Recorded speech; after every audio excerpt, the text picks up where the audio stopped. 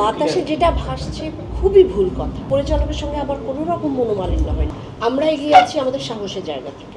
একজন শিল্পীর হরাইজন যতটা বাড়ানো সম্ভব সে ততটা বাড়াবে। শিল্পীর তো আসলে কোনো ভূগোলবাসী মানা থাকা উচিত না।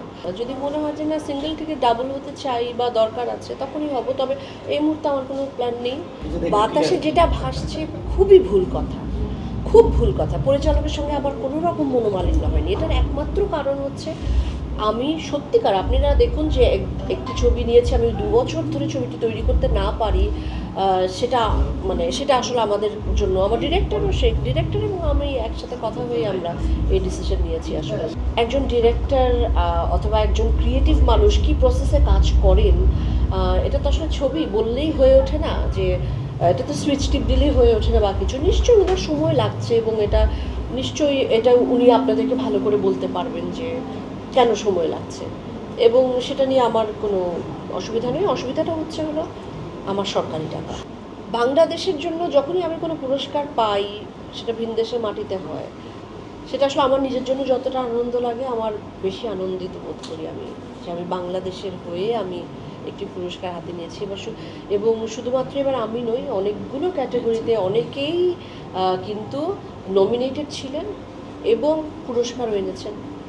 তো এটাও কিন্তু একটি বড় বিষয় আমার মনে হয়, এটা আমাদের কাউন্ট করা উচিত। আমরা এগিয়ে আছি আমাদের সাহসের জায়গা থেকে। আমাদের ঢাল নেই, তলোয়ার নেই, কিন্তু আমরা নিধিরাম সর্দারের মতো, কিন্তু ক্ষুদিরামের মতো কিন্তু আমরা চিৎকার করে আমাদের গল্পটা জানান দিতে চাই, আমাদের কাজের প্রতি ভালোবাসাটা আমরা দেখাতে চাই। এটা আমার মনে হয় যে আমরা অনেক বেশি সাহসী, সেটা আসলে আমাদের জাতিগতভাবেই। আপনি 71 থেকে শুরু করে 52 সমস্ত কিছুতেই যদি দেখেন, আমাদের এই বাংলার লোকের সাহসের অভাব নেই।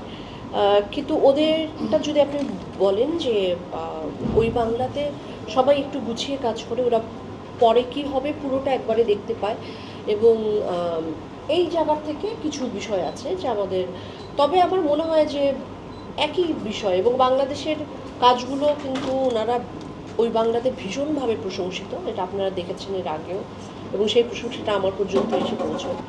না, আমাদেরও যেসব টিম ভালো আছে তারা কিন্তু, যারা ভালো করতে চায় বা ভালো করে, তারা কিন্তু খুব প্রফেশনাল অ্যাটিটিউডে কাজ করে। আমরা যে খুব নন প্রফেশনাল অ্যাটিটিউডে কাজ করি তা কিন্তু নয়। একজন শিল্পীর হরাইজন যতটা বাড়ানো সম্ভব সে ততটা বাড়াবে। আমি একসময় এখানে কাজ করে ওখানে গিয়ে শিল্পীর তো আসলে কোনো ভূগোলবাসী মানা থাকা উচিত না। একটা শিল্পী সে যদি এই বাংলাতে না হয়ে সে আরও অন্যান্য জায়গায় ডাক পায়, সে কাজ করবে। দেখুন, পরিবার তো শুধুমাত্র হাজব্যান্ড ওয়াইফ অথবা আর কাউকে পার্টনার হলেই হয় না। পরিবারে আরও অনেকেই আছে, পরিবারে মা বাবা আছেন, আমার বাড়িতে যেসব লোকেরা কাজ করেন তারা আছেন, আমার চারপাশে পশুরা আছেন, এবং আমি খুবই এনজয় করি। অবশ্যই আমি তো কোনো কিছু প্ল্যান করি না। যদি মনে হয় যে না সিঙ্গেল থেকে ডাবল হতে চাই বা দরকার আছে তখনই হব, তবে এই মুহূর্তে আমার কোনো প্ল্যান নেই। কারণ আমি খুবই ভালো আছি, আমি শান্তিতে আছি চারদিকে। আসলে যা খুব বেশি দেখি যে ইনস্টিটিউশনটা কতটুকু কী কাজ করছে আমি জানি না, তবে এটা প্রতি শ্রদ্ধা রেখেই বলছি আমার আপাতত কোনো প্ল্যান নেই। দেখুন, এটা অনেক বেশি বাড়াবাড়ি হচ্ছে, একই সঙ্গে এটা কিন্তু ভালো অ্যাওয়ারনেসটাও তৈরি হচ্ছে। বিশেষ করে ইয়াং জেনারেশন কিন্তু এখন অনেক বেশি সংবেদনশীল এই বিষয়ে, পশু পাখি, যে কোনো লিভিং বিংয়ের বিষয়ে। আর আমি আমার জায়গা থেকে চেষ্টা করি, এবং ক্রুয়েলিটি তো রয়েছেই। তবে যারা কাজ করছে, নেপথ্যেও কাজ করছে, তারা কিন্তু আমাকে হয়তো আপনারা লাইমলাইটে দেখছেন বলে বা আপনারা আমায় চিনেন বলে আপনার কাছে মনে হচ্ছে যে আমি অনেক কাজ করছি। আমি কাজ করছি, কিন্তু এবং এটাকে আমি গ্লোরিফাই করতে চাই না বারবার বলে এটা এমন কোনো বড় কাজ করছি না, এটাই স্বাভাবিক।